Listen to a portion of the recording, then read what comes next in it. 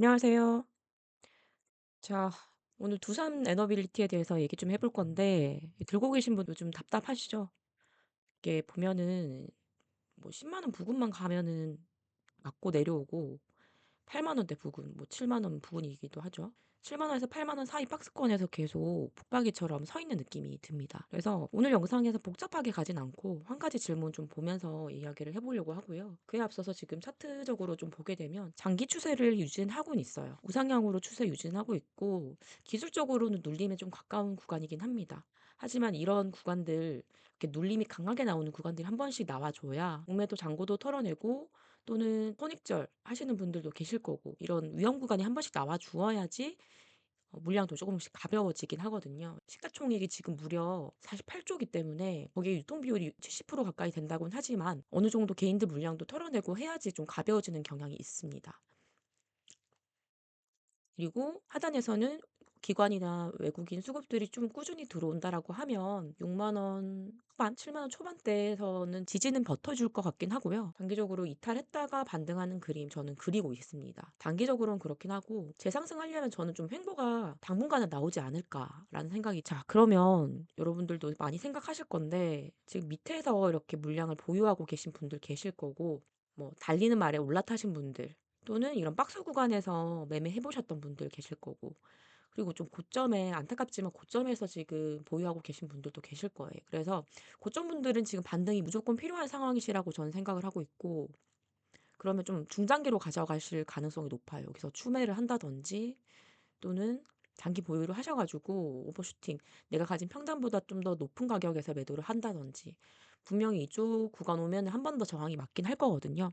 그래서 그런 매매 단가나 포지션에 따라서 대응하시는 게 조금씩 다르시긴 할 것 같습니다. 저는 이런 차트적인 내용도 분명히 중요하긴 하지만 두산 에너빌리티가 즉 정리를 해야 하는지 아니면 10만 원, 20만 원, 30만 원 시나리오까지도 한 번 더 노려보셔야 되는지 이런 질문을 좀 놓고 산업 배경부터 회사 포지션, 그리고 주가의 위치, 평균 단가별에 대한 대응 이런 순서로 좀 정리를 해드리려고 해요. 다만 오늘 영상에서 다 못 풀어드리는 내용들이 많기 때문에 이런 내용들에 대해서는 좀 자료로 여러분들께 제공해드리려고 하고 있습니다. 그래서 오늘 영상 좀 끝까지 보시고 자료 신청 한번 해주시면 좋을 것 같고요. 왜냐하면 단가별까지 정리를 했기 때문에 앞으로 수주 일정이라든지 SMR에 대한 계약 실적이 반영되는 것들 뭐 이런 것들이 상당히 조금 장기적인 프로젝트가 많기 때문에 구간별로 시점별로 좀 정리를 해 놓은 거라서 영상에서 모두 다 제공해 드리긴 굉장히 어려울 것 같긴 해요. 네. 그런 관점에서 여러분들한테 자료를 신청하라고 하시는 거고 저 같은 경우에는 공부방을 운영하고 있습니다.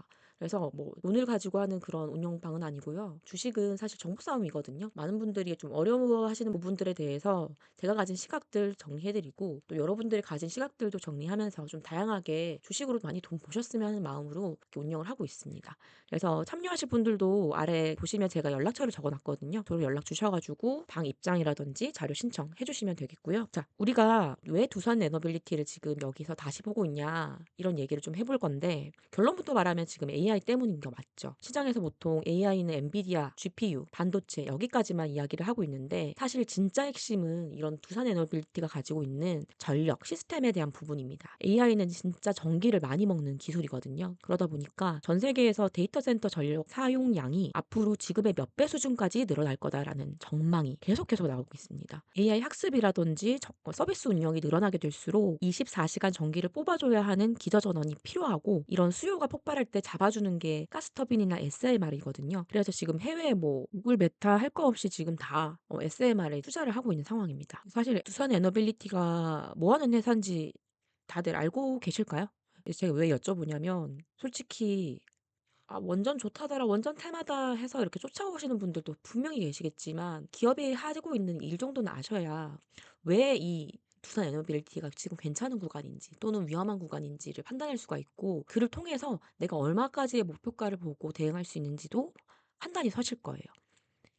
두산 에너빌리티는 그 원전 4대 주기기, 원자로, 증기 발생기, 터빈, 발전기 이 4가지를 한 회사가 다 만들고 있는 게 이제 두산에너빌리티입니다. 이게 전 세계에서도 꼽히는 거라고 보시면 되고 그래서 해외에서도 지금 계약이라든지 수주에 대한 얘기가 많이 나오고 있는 겁니다. 특히나 이 미국, 유럽에서 개발 중인 SMR 프로젝트 같은 경우에는 제작 파트너로 참여하고 있는 게 좀 주력이라고 보시면 될 것 같고 국내 최초에서는 100% 국산 가스터빈 제작을 하고 있습니다. 그러면은 원전 가스터빈 SMR 플랜트까지 한 번에 가능한 이 전력 인프라 제조사, 이 두산 에너빌리티는 왜 이렇게 주가는 안 가냐라고 할 텐데 사실 주가는 여러분 이미 선반영된 게 많아요. 지금 나왔던 실적 같은 경우에도 선반영해서 주가가 이만큼 올랐던 거예요. 그리고 이슈로 조금 한 번 더 올랐다가 조정 나오고 있는 거고 주가 여기서 계속 흥보하거나 떨어질 겁니다. 근데 다음 실적 예정된 게 어느 정도 있다라고 저는 생각하고 있어요.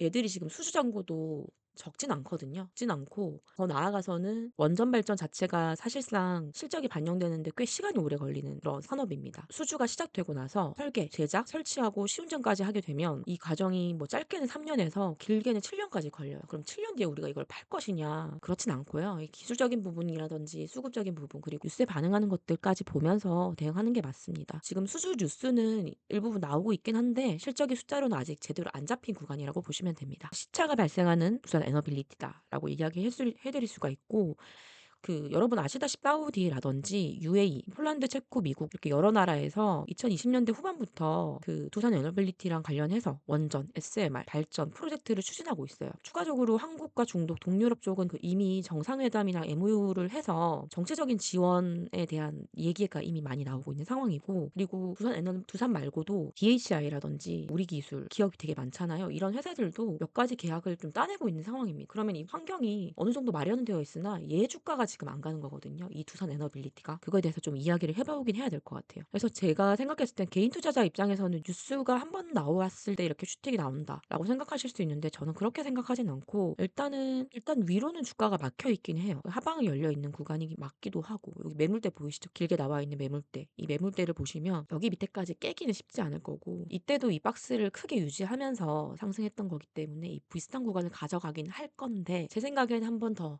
좀 추락하는 일이 있지 않을까 생각을 해봅니다. 이건 실망에 대한 매물일 수도 있고요. 시장에 대한 이야기일 수도 있습니다. 그래서 저는 이 단가별로 좀 정리를 해놓았던 부분에 대해서는 여러분들이 자료로 받아가시는 게 맞다고 생각을 하고 영상에 다 노출하면 사실 타이밍이라든지 실제 대응해야 될 디테일한 부분을 좀 많이 놓치는 경우가 많을 것 같아요. 왜냐면 지금 이거는 현재에 대한 이야기이기 때문에 앞으로의 방향성에 대한 이야기를 말로만 푸는 것보다는 자료를 실제 눈으로 보고 그거에 맞게 대응하시는 게 맞다라고 생각합니다. 디테일한 수치라든지 이런 것까지 좀 정리를 해놨기 때문에 그래서 제가 보는 시나리오는 30만 원까지가 있겠지만 어느 기간인지 이런 것들을 조금 여러분들이 숫자로 지금 오늘은 깊게 들어가진 않겠지만 따라오시면서 좀 대응해 보셨으면 하고요. 30만 원이라는 그 시나리오 안에는 사실 이 내용이 있어요. 그 AI 데이터 센터 수소 터빈 쪽 그림이 나오고 이런 실적 가이던스라든지 수주 잔고가 숫자로 보이는 구간 이 구간은 제가 가정해 놓은 게 몇 가지 일정들이 있는 상황이라서 그 일정에 맞춰서 여러분들도 대응을 하시는 게 맞고 지금 눌림이라든지 이런 것들을 좀 판단하시면서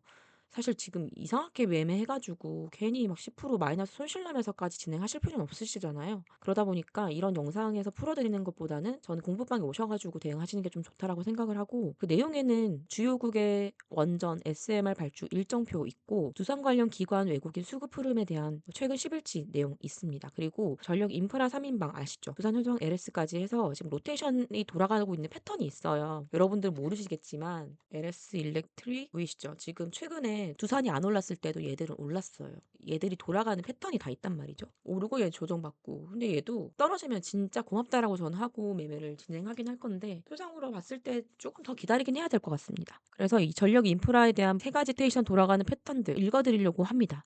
추가적으로 AI 데이터 전력 수요 전망이라고 하면 사실 우리가 글로벌 시장에서 얼마나 활약할 수 있고 얼마나 수주 잔고를 따낼 수가 있고 그게 어떻게 실적에 반영될지까지 연결고리가 있기 때문에 원전이라든지 가스터빈 연결 구조까지 이렇게 표와 그림으로 좀 정리한 자료가 있습니다. 정말로 여러분들이 내 평당 기준으로 전략을 잡고 싶다 또는 나 앞으로의 일정에 대해서 좀 확인을 하고 가고 싶다라는 분들 계시면은 저한테 연락을 주십시오. 제가 아래 연락처 남겨놨으니까요. 여기로 그냥 두산이라고 보내주시면 저희 공부방에 입장하시는 거는 물론이고 자료 전달해드릴 거고 그를 통해서 함께 시점별 대응하시면서 좀 리스크 줄여가시고 장기적으로는 좀 큰 수익도 보셨으면 하는 바람이 있습니다. 제가 보고 있는 좀 화면들이 많긴 해요. 여러분들이 관심을 가지실지는 모르겠으나 제가 한번 보여드려 볼게요. 저는 이거를 좀 주로 보긴 해요. 지금 시간대별 프로그램 매매이고 이걸로 사실 오늘 흐름을 좀 판단해 볼 수가 있어요. 지금 오늘 하루 종일 프로그램을 매도하고 있습니다. 두산 에너빌리티 썩 좋아 보이지 않는 그림이 오늘 하루 일단 보이는 상황이고 추가적으로 일별로 해서 프로그램 매매가 어떻게 진행되었는지 보면 거의 퐁당퐁당이긴 해요. 뭐 이틀 사고 이틀 팔고 이틀 사고 이틀 팔고 이런 구간들이 나오고 있긴 한데 실질적으로 순매수가 증가하고 있냐 하락하고 있냐 이런 것들을 보는 그 데이터 자료가 저는 좀 어느 정도 취합을 해놓은 상태이고 누적으로 보면 지금 계속해서 팔고 있긴 하네요. 네, 되게 좀 걱정스러운 부분이 많이 있으실 것 같아요. 이건 보유하신 분들이 좀 더 그러실 것 같고 저 같은 경우에도 뭐 단가를 여러 구간에서 매매를 해봤지만 지금은 보유하고 있진 않아요. 좋은 회사인데 왜 보유하고 있지 않냐? 제가 보는 시나리오가 있으니까 거기 구간까지는 대응을 일단 기다려 보는 거고 공부방에도 이 구간에 매매하신 분들이 계셔가지고 제가 조금 더 빨리 내용을 다루긴 했는데 저라면 상승 후 조정해서 한번 매매하고 여기 지지 한번 보고 매매했을 것 같아요. 두 번 먹을 수 있는 구간 나왔을 거고 이 구간에서 지금 이탈하고 있는 그림이 계속 나오고 있고 여기 돌파를 못하고 계속 박스 치는 그림이 저는 예상이 되긴 하거든요. 당장 갑자기 원전 뭐 계약했어 이런 이슈가 뜨진 않을 것 같고 한 번은 물량을 털고 갈 것 같긴 해요. 그래서 그런 구간을 좀 대응하시면 좋을 것 같고 제 생각에는 좀 멀진 않았거든요. 시점이 그리 멀게 보이진 않아요. 네. 자, 여기 보시면 투자자별 매매 동향이죠.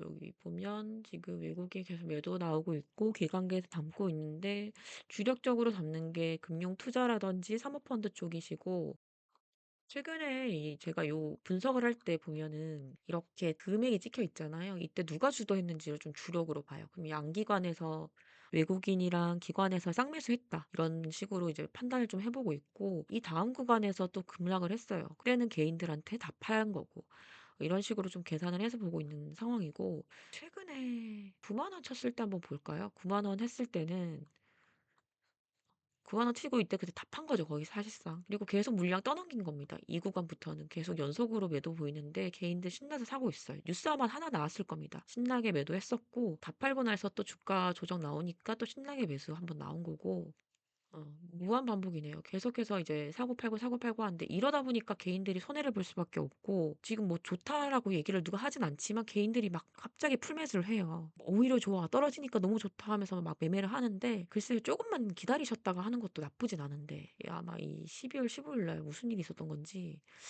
여하튼 제 생각은 그렇습니다. 요즘 뭐 AI 얘기 많이 하고 이런 AI 전력 시스템에서 필요한 거는 당연히 전원이 형태인 거고 그 형태에서 필요한 거는 원전처럼 안전적인 기저 전원인 거고 수요가 급증할 때마다 가스터빈 필요할 수밖에 없는데 그러면 얘들이 당연히 계약으로 따올 수 있는 게 너무너무 많지 않을까. 특히나 이런 포트폴리오를 갖춘 회사가 국내에 거의 없고 사실상 두산 에너빌리티가 유일하다 보니까 우리가 이걸 장기 프로젝트로 대응하는 게 맞지 않을까. 단발성 테마주가 아니에요, 이 종목은. 그렇게 판단하시면 조금 미스가 있고 그래서 제가 생각하는 거는 지금 수주 뉴스랑 외교적 지원 이런 신호들은 많이 보이기 시작하고 있지만 그런 뉴스에 많이 속지 마시고 재무제표에 찍힐 수 있는 숫자가 본격적으로 나오는 타이밍 직전에 어떤 움직임들을 좀 세세하게 판단해 보실 필요가 있다고 봅니다. 제가 뭐 하루 종일 매매를 하거나 또는 분석을 하거나 할 텐데 어떤 조건이 맞춰질 때 시장이 두산을 다시 평가할 수 있을지에 대한 분석은 여러분들이 하는 것보다는 같이 하는 게 더 유리하니까요. 혼자 하지 마시고 아까 앞서 말씀드렸던 제가 준비한 자료들 꼭 받아가시면서 주요 발주 일정이라든지